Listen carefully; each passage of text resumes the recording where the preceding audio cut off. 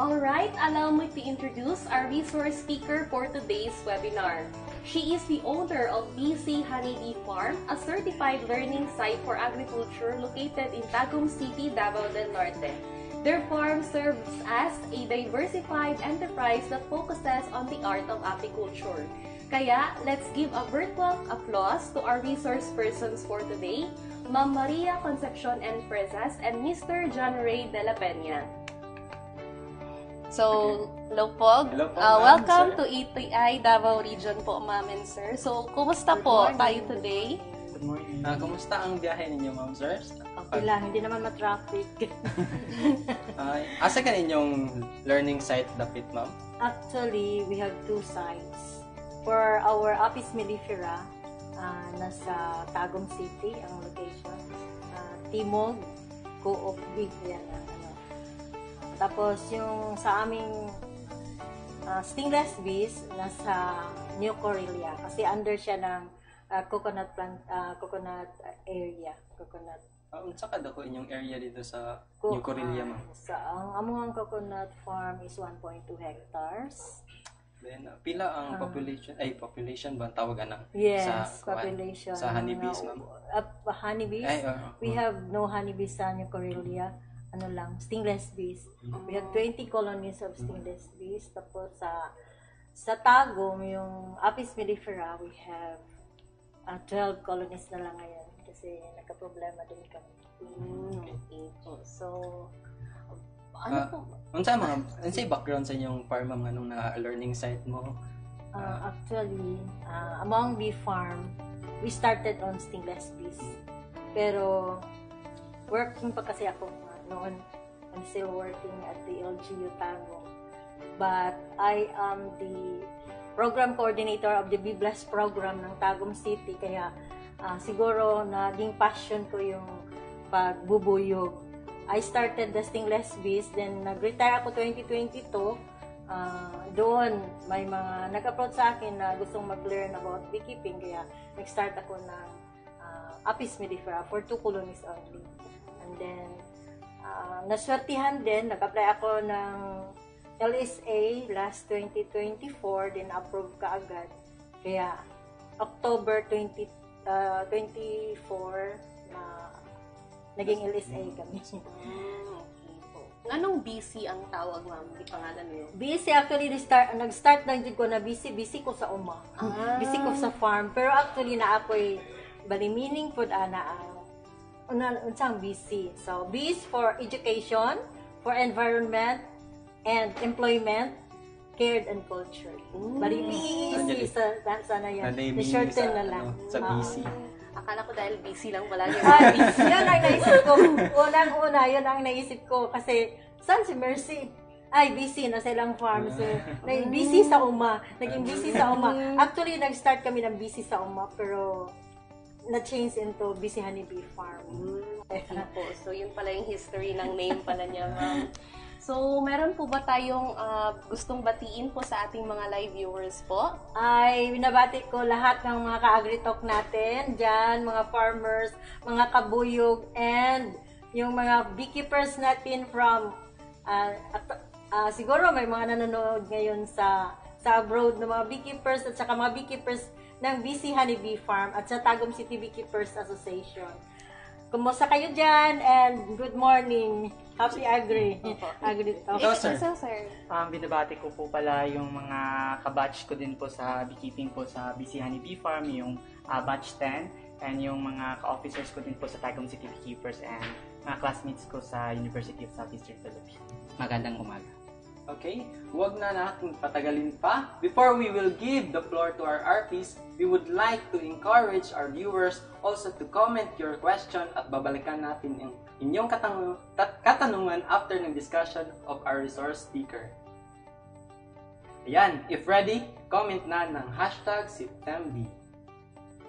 Bago magsimula si Ma'am Maria sa kanyang discussion the ETI Information Team prepared a short demonstration video para sa inyo. Let's watch this. Ako si Maria Concepcion Ferzas I am the owner of the BC Honeybee Farm located at Purok 28B, Timog, Madaom, Tagum, Davao del Norte, and my other site is in Purok 9B, Poblacion, Neo Corelia, Davao del Norte.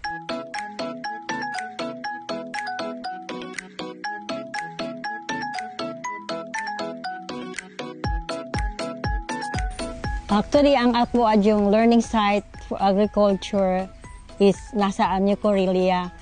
This site is only for the mellifera, kasi may mga mag-training gusto for the Apis mellifera. Kaya dito, maliit lang itong area namin, it's just 400 square meters. Pero surroundings naman, my fruit trees, my coconut, and palms. Marami pang iba na mga fruit trees. Then doon naman sa New Corelia, we have our coconut farm, and we have also some fruit trees. We have 2 species of stingless bees there. The Tetragonola beroy and the Tetragonola laevisips. Laevisips is yun ang native natin dito sa Mindanao, yung mongo-mongo. Actually, beekeeping is maybe my passion. From my employment in the city government of Tagum, I was assigned as the program coordinator of the Bee Bless program, which was started in 2016. Then after my retirement, gusto lang na ako magbuyog-buyog just to continue my passion and maybe my advocacy, kay gusto pud ko motudlo gid pud og unsaon gid pagbuyog-buyog, pero wala sa akong mind nga mag-business. Ang ako lang to share unsaon ako ang knowledge on beekeeping, pero ningabot jud ang time nga naging family business na mo ang beekeeping. Then naswertihan pod, nag-apply ko sa ATI, and then na-qualify ko nila as the learning site for agriculture under coconut. The products sa bee, may honey harvesting, sometimes may pollen, at saka honey ng stingless. Pero hindi masyado yan, kasi yung stingless namin, we sell it in colonies ang pinapabili namin. Tapos, the products naman, we have the value-adding products. Naisip ko kasi yung value-adding products, kasi sayang din yung mga beeswax na itapon lang from yung mga old frames na hindi na pwede gamitin, itapon lang. So, I ventured on the processing, value-adding products. Kaya we are using the beeswax and the propolis of the stingless bees. For the beeswax, we have the beeswax candles, lip balm, and propolis tincture, yung mouth spray. Then we have also the propolis, yung ointment, then the propolis liniment oil. Buntag sa tanan, my name is Noemi Carla Fuerzas Carilhay, owner of La Lumbre Scented Candles and the daughter of Maria Concepcion Fuerzas, the owner of BC Honeybee Farm. So today, I will be demonstrating how to make beeswax scented candles. So, ang first na i-prepare nato is of course ang ato ang kinahanglan, which are the beeswax of course. We also have other equipment such as wax melter. We also have the melting pot. We have the vessels. These are candle jars. We also have wicks, wax tab stickers, wick centering tools. We also have here our fragrance oils, optional if mag-add mo og fragrance for your beeswax. And we also have coconut or any oils para i-add na to sa tuang beeswax candles, scented candles, since ang beeswax candles is very compact ang kanyang components, so kailangan na to mag-add og oil para dili siya mag-crack. So to start the process po, we need to melt the beeswax. So these are the beeswax, nag-melt na ko daan. And then wala ni siya ang melted na product.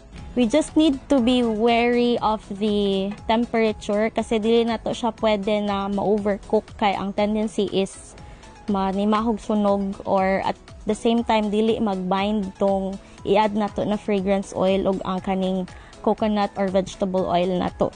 So kailangan na to pababaon ang temperature to 170 Fahrenheit. So currently nagababa na ni siya karon. We are at 197. So there are different flash points sa mga kinds of waxes. For beeswax, advisable na up to 170 Fahrenheit lang siya para dili siya mag-flash or mag-amoy sunog. So ito, while it's cooling down, we need to find out the volume amount of the vessel that we are gonna use. So for this demonstration, we are going to use a 100 ml or 100 grams na candle jar. So we have here 3 kabuok, and in order to find the amount of wax, the fragrance oil, and the vegetable oil, coconut oil na ilagay natin, we need to compute it. So the total volume of these 3 vessel is 300 ml or 300 grams. So, sa ako ang experience, ginabutang nako at 10% ang fragrance oil. So, 10% of 300 ml is 30. And then, ginabutang nato na 5% ang vegetable or coconut oil. So, 5% of 300 is 15. So, the total of the fragrance oil and the vegetable or coconut oil is 45. So, i-minus nato na siya sa total nato na 300 na volume sa ato ang vessel, and then mo to siya imuhang amount of wax na ibutang. So, in this case, 300 minus 45, it's 255. So, mo ni siya 255 lang ni worth of beeswax ang ako ang gimelt. So, dili jud siya technically nga 300, 100, 100, 100. Kailangan pa nato i-take into account ang fragrance oil ug ang vegetable oil. So, makita na to diri na nagababa pa ang temperature. Pag hit ani og 170 or 180 below, pwede na siya mag-add og fragrance oil. So, mag-add ta og 30 ml worth of fragrance oil. Pag once na ma-add nimo, importante nga magsigilan jud ka og kutaw kay para mag-bind tong imong gibutang na fragrance oil sa ato ang beeswax. Ug di ato kalimtan ang ato ang coconut oil or vegetable oil, which is 15 ml din. Karon ato lang nang haloon. Make sure nato na mag-bind tong oils na gibutang nato. Tapos importante pod na mahibal-an nimo ang temperature, kung pila na ang temperature sa imong beeswax. Pwede na ta mag-pour at 150 Fahrenheit and below. So, advisable na dili kay ka mag-pour nga bugnaw na ang beeswax kay dali ra kayo siya magahi. So, while naga-wait ta na mubaba ang temperature ani, ibutang na nato ni ato ang pabilo or atong wicks. Butangan nato ni atong vessels. So, ayan. Since na-hit na nato ang correct na temperature, pwede na ta mag-start og pour. There you go. And importante na i-plaster nato tarong ang wicks aron pag mag-harden na siya, center ang wick nato. So there you have it. So yung beeswax candle po, it takes approximately an hour to 3 hours para mag-completely harden siya.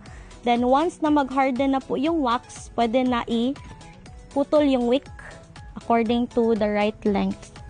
And then lagyan nyo ng label and then you can distribute it. So there you have it po. So karon, magbuhat na pud ta og propolis ointment. Pero before na nato ma-come up tanan, magbuhat sa ta og pure nga propolis oil. Unahon na to og prepare is ang propolis og ang castor oil. Castor oil, pwede pod olive oil, pwede pod almond oil. Pero practical para sa ato ang ginagmay lang nga business, pwede na ang castor oil.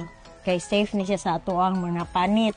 Ang atong i-prepare is 100 grams na castor oil and 30% of the propolis na harvested from the stingless bees. So, ibutang na ko diri ang propolis. Diri na to iluto ang propolis with the castor oil.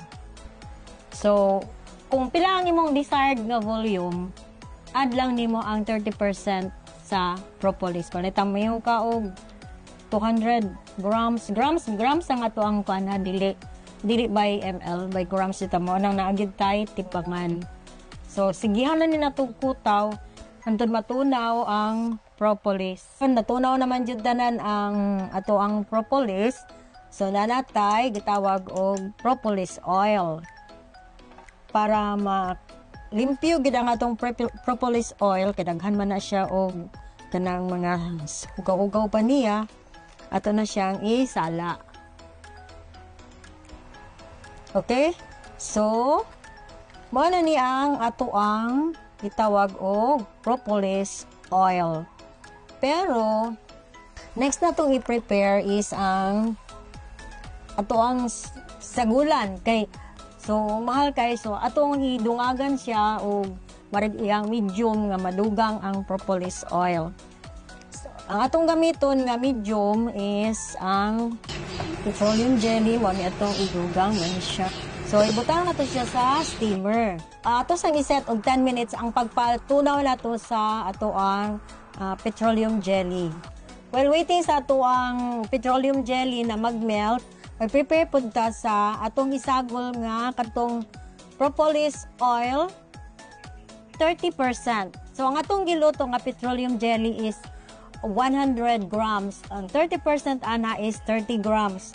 So magtimbang ta diri og 30 grams na propolis oil. Tunaw na ang ato ang petroleum jelly. Ato nang ibutang dinhi sa ato ang cylinder. Then i-add na tong ato ang propolis oil na 30%. Tapos ato lang i-kutaw constantly. Hantod nga ma-mix gyud ang petroleum jelly og ang propolis oil. What makes big gap? Gusto man taog na scent ang ato ang ointment. So magbutang taog mga 8 drops. So depende sa gusto ninyo nga scent. Stir it constantly. Pa after na to na masulod sa atong sudlanan, ato sa pabugnawon o sa nato takluban. Bugnawon na ni mugawas itong murag kanang puti jud niya sa petroleum jelly. So that's it. This is our propolis ointment.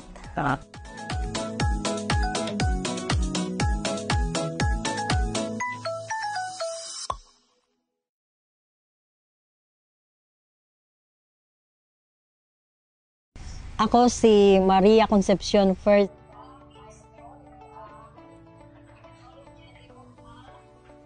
Good morning mga ka-agri, mga ka-BC. Before ako magsimula, ipakilala ko muna sa inyo ang aking sarili. So ako po pala si John Ray G. De La Peña. I am a 4th year student in the University of Southeastern Philippines and major in entomology. Ako po ay isang staff and trainer po ng BC Honeybee Farm. And ako po din ang Commissioner Secretary ng Tagum City Beekeepers Association. And before tayo magsimula, ang topic ko po ngayong umaga sa inyo is Beyond Honey, Discovering the Benefits of Beekeeping and Bee Products. So ang BC Honeybee Farm po is mayroong dalawang site po siya. So ang unang site po niya is located at Purok 9B Poblacion, New Corellia, Davao del Norte. Ang mga bees po na nandito na sa site na ito is all na mga stingless po, yung sa Tetragonula na mga species po. Kaya tinatawag po ang site nito na Meliponari. And ang pangalawang site naman po or yung location po is sa Purok 28B Timog, Madaom, Tagum City. And dito po namin kadalasan ginagawa yung mga trainings at mga pagtuturo doon sa aming mga trainees po. And ang BC Honeybee Farm po is na-establish po siya noong October 22 and na-approve po siya sa LSA and October 30, 2024. And yung LSA certificate po niya is yung sa number Coco LSA, yung 0-2024-10-234. And yung mga commodities po nila is yung sa coconut, sa fruit trees, and yun yung sinabi ko kanina, may dalawang klase ng bubuyog ang inaalagaan namin at itinuturo sa aming mga trainees, which is the European honeybees and the stingless bees. And this is the owner of BC Honeybee Farm, Ma'am Maria Concepcion Namang Ferzas.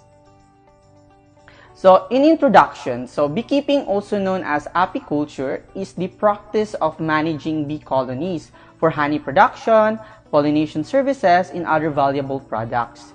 So, bees play a vital role in agriculture by ensuring crop pollination, which contribute to global food security and biodiversity. Beyond honey, bees provide a wide range of value-added products such as beeswax, royal jelly, propolis, and bee pollen that are highly beneficial for health and medicine. And today, beekeeping is not only an important livelihood activity, but also a growing opportunity worldwide, offering income, employment abroad, and valuable learning experiences.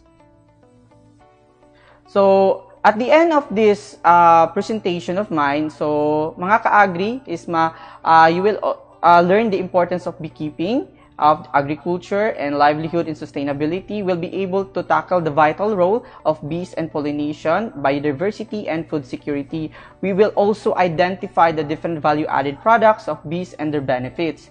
And we are going to explore the local international opportunities and beekeeping for income and learning. So, una is the importance of beekeeping. So, pollination services. So, bees are the most important pollinators of crops and wild plants. And about 7 to 80% of flowering plants rely on bees for pollination. Kasi po, ang mga bubuyog po, sila po yung mostly ang nagpo-pollinate po ng ating mga tanim. And if sila po'y wala po, there is no reproduction po ng ating mga tanim. Kat there's instances po na yung flower po natin is meron po siyang bunga, however hindi po siya move forward or magde-develop kasi hindi po siya na-pollinate. Yun yung problem doon, kaya hindi po nag-reproduce yung tanim natin even though may flower siya. Ngayon, it improves yields and quality of crops also of fruit, vegetables, nuts, and oilseeds. So, pollination services, it supports biodiversity by maintaining plant reproduction. So, gaya na sinabi ko kanina, sila po yung nagme-maintain at tumutulong sa ating mga tanim. Kasali na din po yung sa mga wild plants natin or yung sa forest area na nagpaparami ng ating mga tanim. So, yun po. So, support biodiversity by maintaining plant reproduction. So, bees are key pollinators for flowering plants by transferring pollen from one flower to another, and they enable plants to reproduce and form seeds and fruits. And without bees, many plant species would struggle to survive, leading to reduced biodiversity. A diverse plant community supports wildlife such as birds, insects, and mammals, maintaining a healthy environment. So, yun po. And livelihood and income. So, it also venture low investment and high return. And it provides supplemental income to farmers and rural development through cooperative beekeeping. And ang next po is yung sa sustainability because ang pagbibeekeeping po is eco-friendly compared to other agricultural enterprises because gumagamit po tayo nito ng free to pesticides. So kaya po eco-friendly po tayo and it can be integrated with farming system without competing for land kasi hindi mo naman po kinakailangan ng malaking area or land just to establish your beekeeping or apiary. So, mga roles ng bubuyog. Ano po ba yung mga ginagampanan na bubuyog? So, una-una, sila po yung mga pollination agents. So, sila po yung nagpapataas ng agricultural productivity natin because napaka-critical po ng kanilang role na ginagampanan in terms of crops, kagaya po ng sa coffee, fruit trees, cacao, mango, and coconut, and many other plants that rely on bee pollination.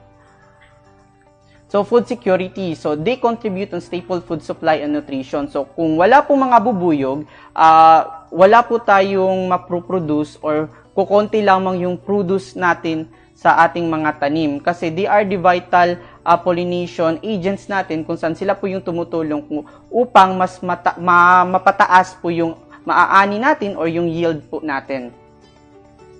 So, biodiversity and conservation. So, it enable reproduction of wild flora, maintaining forest ecosystem. Hindi lamang po dun sa ating mga cultured bees, meron po tayong mga wild bees din po. Kagaya na din po nung sa pukyutan, sa liguan, or yung Apis dorsata at yung Apis cerana. Sila po'y tumutulong din po sa pagpapaganda ng ating ecosystem at yung sa biodiversity natin na napapadami nila yung floral at na-maintain yung forest ecosystem. So, sa biodiversity conservation, merong mga primary government agency na responsable sa pagko-conserve ng ating mga biodiversity and sa ating ecosystem. Ang isa na po dito is yung sa Biodiversity Management Bureau o yung BMB, which operates as an attached agency of the Department of Environmental and Natural Resources or yung DENR. So, the BMB serves as the focal agency representing the Philippines in multilateral environmental agreements related to biodiversity conservation and is tasked with the conservation and sustainable use of countries' biodiversity resources. So, the next topic is the different value-added products of bees. So, una is yung honey. So, si honey po, ito po yung naproproduce ni bee or yung nakukuha ni bees na mga nectar dun sa mga bulaklak natin or sa mga tanim natin, which is pinoproseso ni bee at nagiging honey. So, si honey po, ito po yung natural sweetener and energy source. Ito din po yung ginagamit sa different foods po. Kinocorporate po natin ang honey sa mga pagkain, sa mga inumin, at sa medisina, at pati na din sa cosmetics. Ang susunod po is yung sa beeswax. So, yung beeswax po is nagagamit po siya upang maggawa po ng candles. Ginagamit din po siya sa cosmetics, polishes, and pharmaceuticals in arts. And yung beeswax po is, meron po siyang mga beneficial benefit po is yung beeswax, it release negative ions which help neutralize pollutants and odor in the air. And beeswax also is a seals in moisture that protects against dryness. And beeswax has anti-inflammatory properties that help to soothe chapped or irritated lips. The next is propolis or yung bee glue. So, ano po ba yung pinagkaiba ni beeswax at ni propolis? So, si beeswax, ito po'y pinoproduce ni European honeybees or yung Apis mellifera po natin. Tapos, si propolis naman po, ito po'y pinoproduce naman po ni stingless bees. So, si propolis, ito po ay mayroong antibacterial at antifungal and antiviral properties. At ito po'y ginagamit din po sa medicines, cosmetics, and food supplements. So, this is one or some of our products na ginagawa po sa BC Honey Bee Farm. So, meron po tayong liniment oil bee propolis, meron tayong throat spray bee propolis, and yung pure and natural bee propolis ointment. And yung propolis ointment po is a topical remedy with a range of uses. So, primarily, due to its antimicrobial and anti-inflammatory and wound healing properties, it's commonly used to soothe skin irritation, treat minor burns and wounds, and manage conditions like eczema, rosacea, and acne. And additionally, it can be applied to cold sores and may aid in the healing of other skin infections. And next is yung bee pollen po natin. So, ito po yung nakukuha din po ng bubuyog dun sa mga pistil po ng flowers, which is mataas po siya sa protein. Kaya po tinatawag po siyang superfood, and it is used in health supplements and sport nutritions. So, benefits of bee value-added products.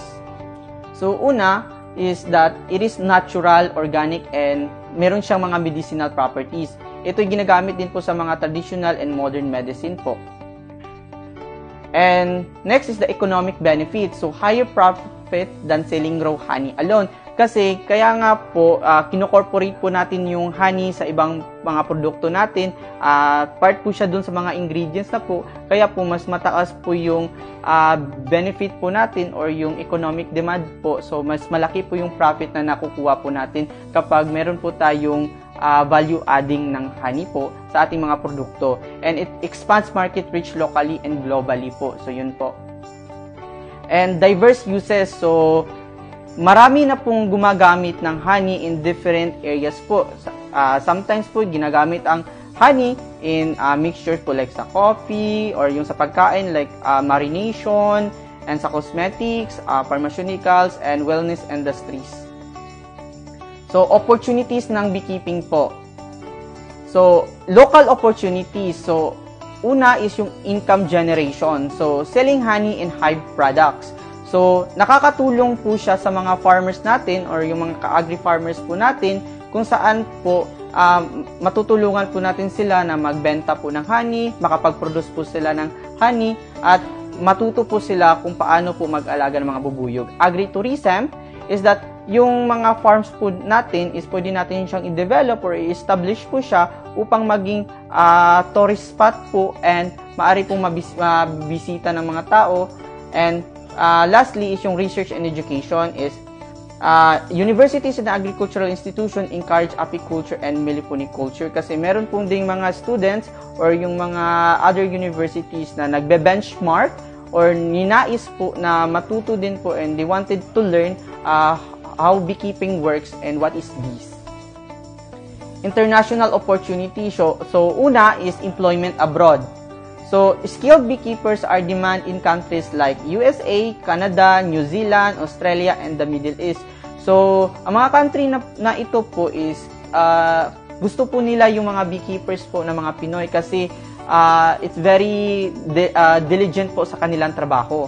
And next is the larger income potential. So, overseas beekeeping jobs offer a higher salaries compared to local market. So, ang beekeeper po sa labas po is mataas po ang sweldo niya and mataas po din po yung mga opportunities po na nakukuha po ng beekeeper po. And next is the skill and knowledge gain. So, exposure to modern technologies and hive management, bee breeding, pest disease control, and large-scale honey processing is that nakakatulong po din ang mga ganito po upang tayo po'y makapag-gain po ng mga kaalaman ukol sa mga bagong teknolohiya sa beekeeping po. Next is the entrepreneurial opportunity. So, startup producing cosmetic skincare and medicinal supplements from bee products. Same po sa kanina, yung video presentation is pinakita sa inyo kung paano ang paggawa ng mga products gamit ang mga different produce ni bees po. Export opportunities due to high global demand for organic honey and bee-derived products.